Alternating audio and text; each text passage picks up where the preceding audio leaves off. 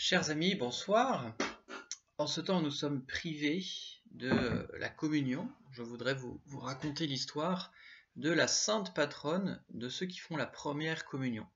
C'est la bienheureuse Imelda Lambertini, qui est née en 1322 et qui est décédée en 1333. Et donc elle est la patronne de celles qui font leur première communion, la patronne également on peut dire aussi de tous ceux qui communient.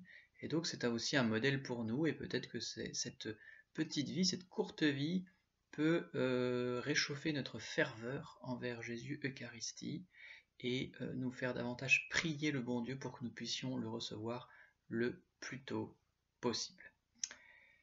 Elle avait un nom aussi doux que le miel, Imelda.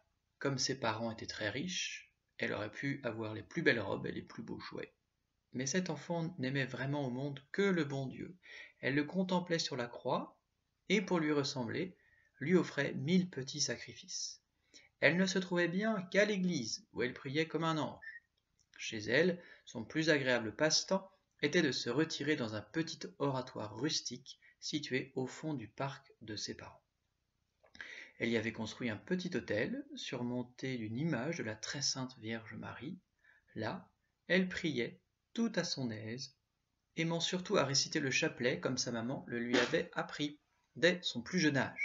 Elle avait pris pour modèle Jésus enfant.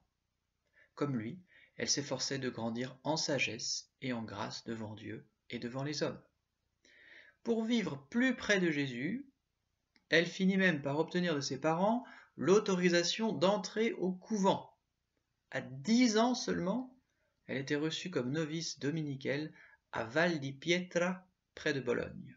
Bientôt, on lui donna même l'habit dominicain. C'était la réalisation du premier de ses rêves. Depuis longtemps, elle avait conçu un second rêve, celui de recevoir Jésus dans son cœur, dans la communion, mais on la trouvait trop petite, et la pauvre enfant pleurait quand elle voyait ses compagnes aller communier tandis qu'elle restait seule à son banc. Un jour, elle résolut d'aller trouver son confesseur pour lui demander l'autorisation de s'approcher de la table sainte. Hélas, l'usage voulait qu'alors on n'admît pas les enfants à la première communion avant l'âge de 14 ans. L'aumônier ne crut donc pas pouvoir lui accorder une pareille faveur. Imelda se soumit, mais son cœur fut brisé de chagrin. Cette rude épreuve durait encore quand arriva la fête de l'Ascension. Pensant qu'en un si beau jour, le confesseur serait moins sévère, la pieuse enfant renouvela sa demande. La réponse fut malheureusement la même. La faveur était trop grande pour être accordée. Mais que peut la volonté de l'homme contre celle de Dieu? Or, Jésus voulait venir dans le cœur de la petite Imelda. Il allait le montrer sans tarder. Après ce second refus, la jeune novice dominicaine, toute triste, s'était rendue à la chapelle du monastère pour y assister à la messe. Au moment de la communion, les religieuses s'avancèrent vers la table sainte.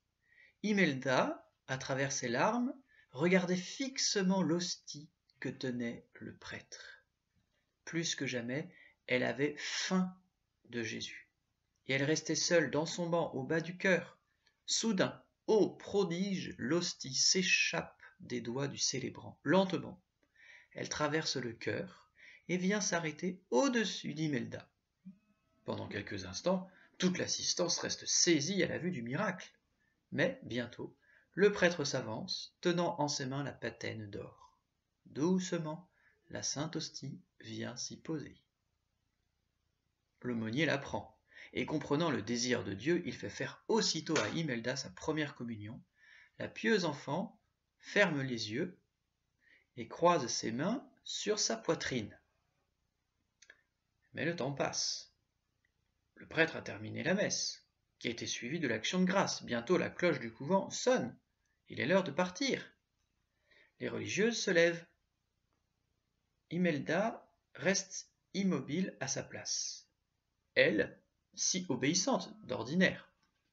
On s'approche pour l'avertir, on l'appelle. Elle ne répond pas. Imelda, la petite amie de Jésus, ne peut pas répondre. Elle est morte morte de bonheur et d'amour. Sa première communion s'est achevée au ciel. Depuis lors, Dieu a manifesté par de nombreux miracles la sainteté de sa jeune servante et le pape Léon XII, en la béatifiant le 16 décembre 1829, l'a proclamée patronne des premiers communions. Chaque année, l'Église célèbre sa fête le 13 du mois de mai. À bientôt.